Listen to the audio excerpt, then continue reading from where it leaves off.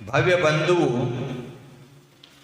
लोकाग्र शिखर पर जाने के लिए इस जीव को संस्थान विषय नामक धर्म ध्यान को स्वीकार करना पड़ेगा। संस्थान विषय धर्म ध्यान को स्वीकार करके रूपातीत ध्यान में प्रवेश करना पड़ेगा और संस्थान विषय धर्म ध्यान के माध्यम से ही रूपातीत जो ध्यान है उस ध्यान में हम प्रवेश कर सकते हैं। देखो, ध्यान के प्रकार है अर्थ ध्यान, रौद्र ध्यान, धर्म ध्यान और शुक्ल ध्यान। उस ध्यान के भी चार चार भेद हैं। हिंसानंद, मृषानंद, परिग्रहानंद, चौर्यानंद। ध्यान के भेद में कहा है? धर्म ध्यान के भी भेद किए हैं। आज्ञा विषय, क्या बोली? अभय विषय, विपाक विषय, संस्थान विषय।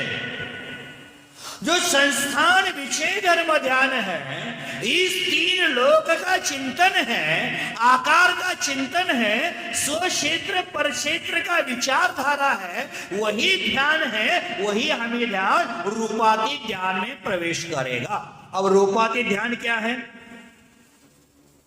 धर्म ध्यान के अंतर्गत पदस्थ ध्यान, पिंडस्थ ध्यान, रूपस्थ ध्यान और रूपातीत ध्यान, ये चार ध्यान के प्रकार आते हैं। पदस्थ ध्यान जो पद आदि के माध्यम से ध्यान करते हैं, हमारे हृदय में कमल की कल्पना करते हैं, उसमें 16 स्वरों की स्थापना करते हैं, रंग की स्थापना करके उसमें स्वयं को विराजित करके एक एक अक्षर का ध्यान करते हैं, वो पदस्थ ध्यान है।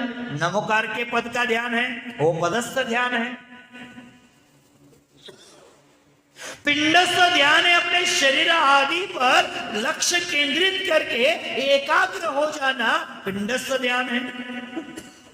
रूपस्थ ध्यान समो शरण स्थित अर्हत परमेश्वरी का ध्यान करना, ये रूपस्थ ध्यान है। अर्हत परमेश्वरी के गुणों के बारे में ध्यान करना, ये रूपस्थ ध्यान है। और सिद्धों के गुणों का ध्यान करना, ये रूपातीत ध्यान है। तो हमें संस्थान विषय धर्म ध्यान के माध्यम से हम रूपस्थ ध्यान में प्रवेश कर सकते हैं। लोक के चिंतन से राग द्वेष पुण्य पाप से निवृत्ति होती है और हमारे जीवन में केवल ज्ञान का पुष्प खिलता है।